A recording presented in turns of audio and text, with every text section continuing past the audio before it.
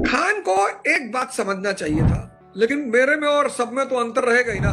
ना तो गांधी फैमिली से हो, ना मुगल फैमिली से हो, ना यादव फैमिली से हो। भाई अंजना दीदी ने ऐसा ही थोड़ी कहा था, कहा अभी मार के भेजे हो अभी। फिर दोबारा 2014 का लोकसभा का चुनाव ही नहीं लड़ा, बिना लड़े उस आदमी ने प्रधानमंत्री की शपथ ले ली।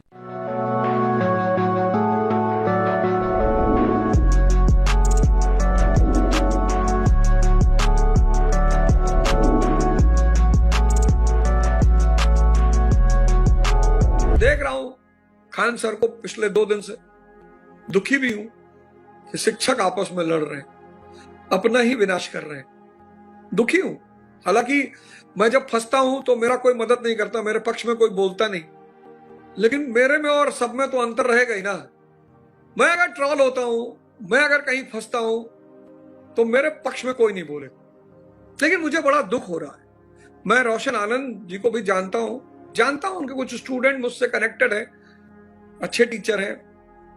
मैं खान को भी जानता हूं बहुत व्यक्तिगत, 1-2 बार 3 बार हमारी कार्यक्रमों में मुलाकात भी है।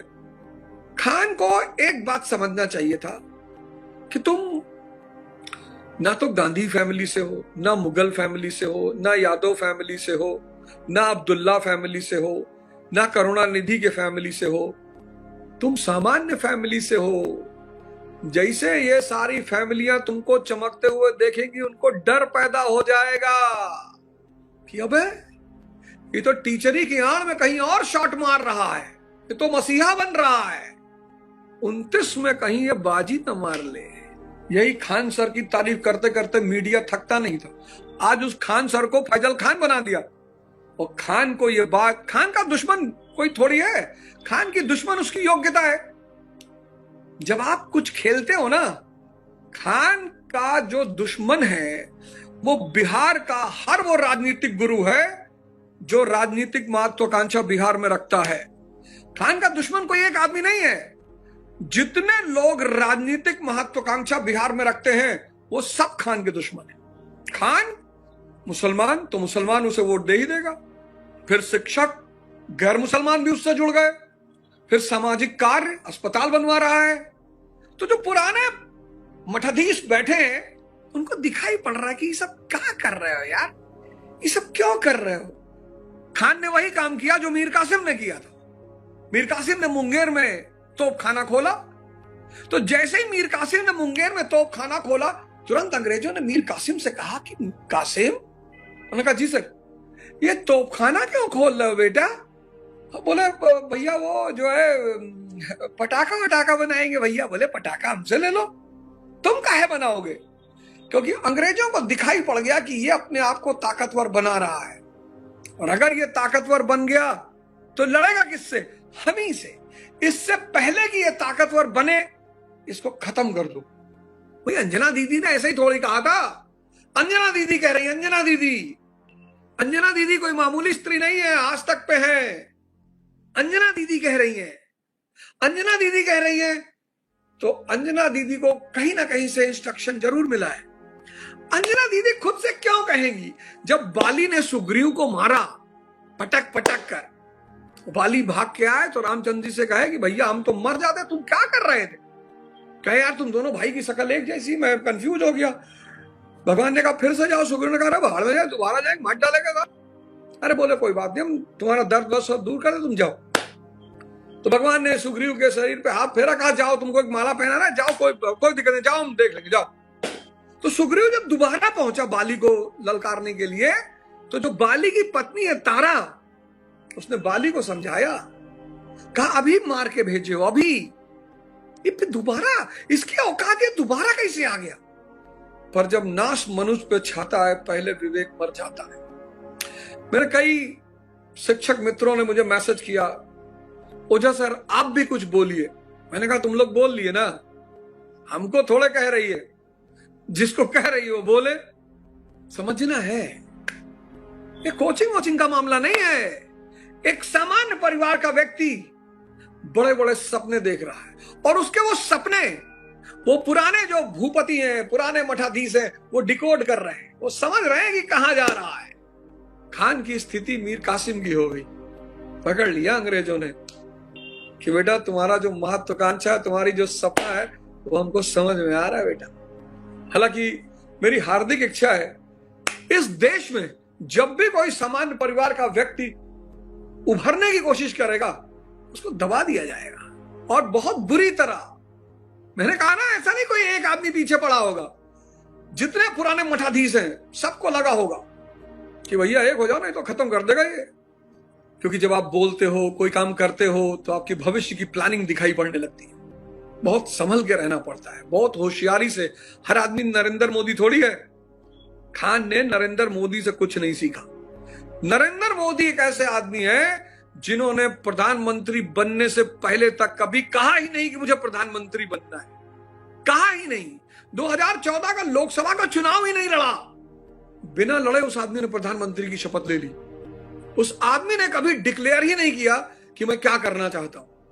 वो आदमी को अगर आप उसका चेहरा देखो, मुख्यमंत्री बनने से पहले उनकी आप फोटो देखो, उनका आप बिहेवियर देखो, एड़ा बन के रहते थे वो। मैं उनकी इस कला को सलाम करता हूं। उनको पता था कि अगर मैंने अपनी भावना को व्यक्त किया तो मैं बुरी तरह कुचल दिया जाऊंगा। आज 6 जून है, कॉकरोच जनता पार्टी जंतर मंतर पर अनशन करेगी। प्रजातंत्र में तो होता ही है, लेकिन सत्याग्रह, मैं इसीलिए गांधी जी को बहुत महान मानता हूं। सत्याग्रह, सत्य के लिए आग्रह और अहिंसा हमारी सरकार है। उसको हमें बताना है कि साहब हम परेशान हैं। बस हमारा देश है, इसका एक भी पत्ता टूटेगा तो वो हमारा ही नुकसान होगा। सबसे प्यारा तरीका अहिंसा और सत्याग्रह। अब जाइए, शांति से बैठिए। आप वहां बैठेंगे, सरकार को पता चल जाएगा, सरकार अपने प्रतिनिधि भेजेगी, आपसे बात करेगी। सबसे प्यारा मार्ग है ये, क्योंकि जनता तो राजा है, और राजा को अगर कोई दिक्कत है तो राजा तो बताएगा भाई हमें दिक्कत है। तो दिक्कत का बताने का तरीका क्या है? अनशन। जैसे घर में औरतें नाराज हुई तो कोप भवन में चली गई, तो कोप भवन में जाने का मतलब क्या है कि वो नाराज है। ऐसे अनशन का तरीका क्या है? अनशन का मतलब क्या है कि आप सरकार को बता रहे हैं कि साहब हम नाराज हैं। लेकिन अनशन का मतलब है अहिंसा और सत्याग्रह। अपने देश को नुकसान पहुंचाना, अपने देश की संपत्ति को नुकसान पहुंचाना, ये सब अनशन नहीं है, बिल्कुल नहीं है, एकदम नहीं है। तो अनशन बुरा नहीं है, अराजकता बुरी है। अनशन बिल्कुल बुरा नहीं, एकदम करिए, बताइए साहब कि हम परेशान हैं साहब, हमारी स्थिति को बदलिए साहब, हमें बदलाव चाहिए। अपनी मांग रखिए सरकार के सामने। नीट उठ अखबार में पढ़ा करो। जब नेता ऐसा चुनोगे तो परेशान तो रहोगे ही। जब नेता ही चुन नहीं पाओगे, जिस देश का आदमी नेता ही नहीं चुन पा रहा है, डॉक्टर अच्छा चाहिए, इंजीनियर अच्छा चाहिए, टीचर अच्छा चाहिए, वकील अच्छा चाहिए, बस नेता अपराधी चाहिए। तो जब नेता अपराधी चाहिए तो व्यवस्था की आशा रखते हो हैं? डॉक्टर अच्छा चाहिए, टीचर अच्छा चाहिए, वकील अच्छा चाहिए, नेता अपराधी चाहिए। अबे जब नेता अपराधी चाहिए तो व्यवस्था की आशा रखते हो। अच्छा, जब अपराधी जीतेंगे तो सारी पार्टियां अपराधियों को ही टिकट देंगी, सामंतों को टिकट देंगी, दलालों को टिकट देंगी। तो पार्टियों को तो जीतना है, ऐसा कोई थोड़ी है एक पार्टी कर रही है, सभी कर रहे हैं।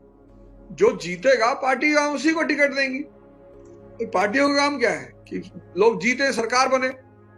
और जानती है जनता, भारत के राजनीतिक दल जाति देख के टिकट देते हैं व्यक्ति को, धर्म देख के टिकट देते हैं, जीत बाहुबल देख के टिकट देते हैं, क्योंकि वो जनता की मानसिकता जानते हैं। वो जनता की मानसिकता जानते हैं। तो जहां पर सामंत, बाहुबली, अपराधी, दलाल ये नेता होंगे, वहां तुम व्यवस्था की आशा रखे हो। वो तो तुम्हारा पेपर लीक हो गया तो तुम परेशान हो, नहीं होता तो तुम नहीं परेशान होते। जाओ सरकारी अस्पतालों की दशा देखो, कैसे लोग मर रहे हैं। जाओ सरकारी स्कूलों की दशा देखो, कैसे लोग जिंदगी जी रहे हैं। वो तो जब लोगों के ऊपर पड़ी तो लोग जिंदा हुए, कह रहे भैया हम भी फंस गए, भैया भैया हमारे साथ भी बदतमीजी हो रही है। अंग्रेजों ने यही तो किया। 1765 में बंगालियों को मारा तो बंगाली रोने लगे। जब बंगालियों को मारा तो दक्षिण भारत वाले बड़े खुश थे।